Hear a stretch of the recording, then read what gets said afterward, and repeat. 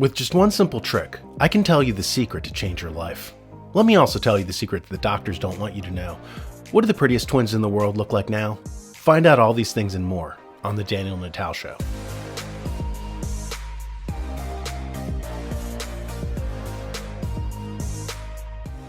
John Stuart Mill writes, "By some minds, government is conceived as strictly a practical art, giving rise to no questions, but those of means and an end.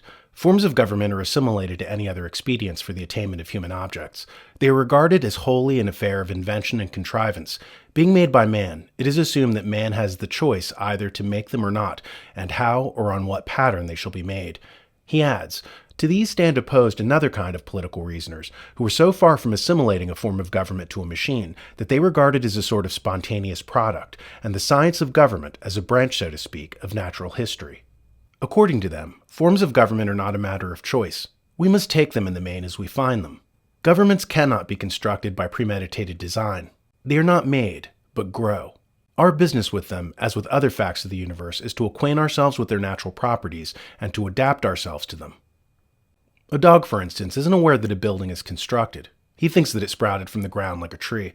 Most people are like the dog. They assume that artificial things are natural, that they must obey them as rigorously as they would obey Newton's laws of physics.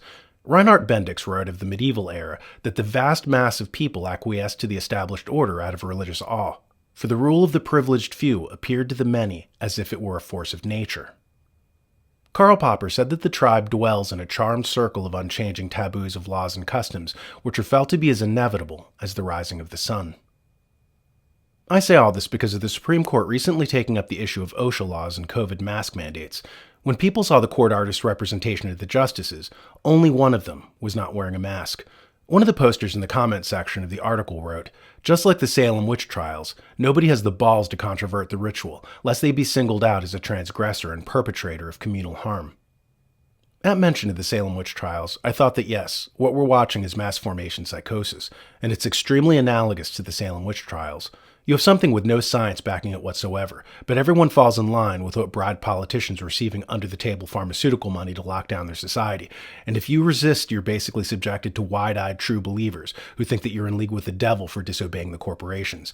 Note how God is absent from the equation. We're supposed to obey the corporations now, and their rule is supposed to be as airtight and inevitable as natural law. Marjorie Kelly, in her book, The Divine Right of Capital, adds, "Governance by taboo, by norms not open to discussion, is characteristic of closed societies. Such cultures make no distinction between, say, the law of gravity and the divine right of kings. These societies believe that their customs have the same force as natural law and may never be altered." People are quick to compare what's happening now to Nazi Germany, but really, Salem in 1692 is a far more apt analogy. Just as the hysteria was kicked off and driven there by frantic female NPCs whose unhinged lust for control tips over into violence. Put your mask up. Tell him You got your mask down, sir. now you're going to jail. That's assault. You're going to jail. As soon as we get in later, you're going to jail. Karen, hey, spit on me. Now you're double going to jail.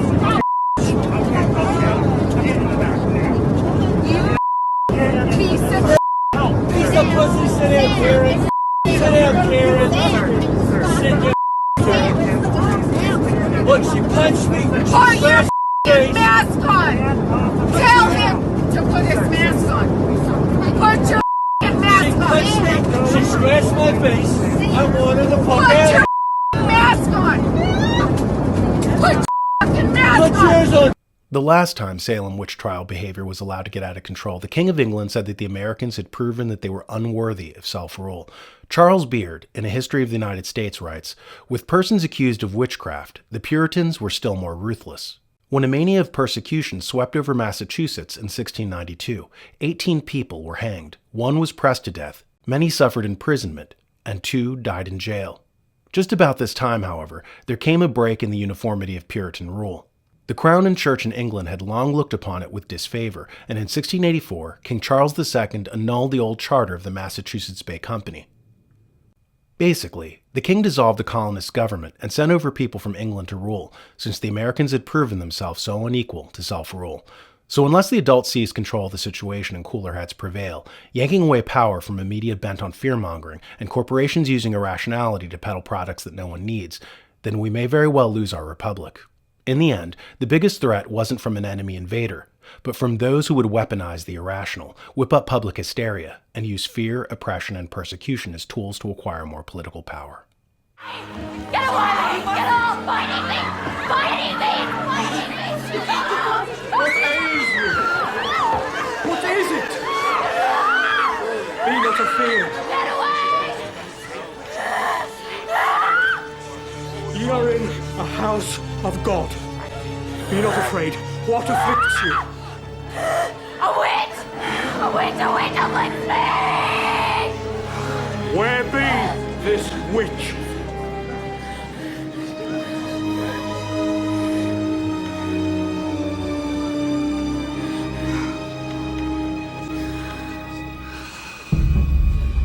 There's the witch!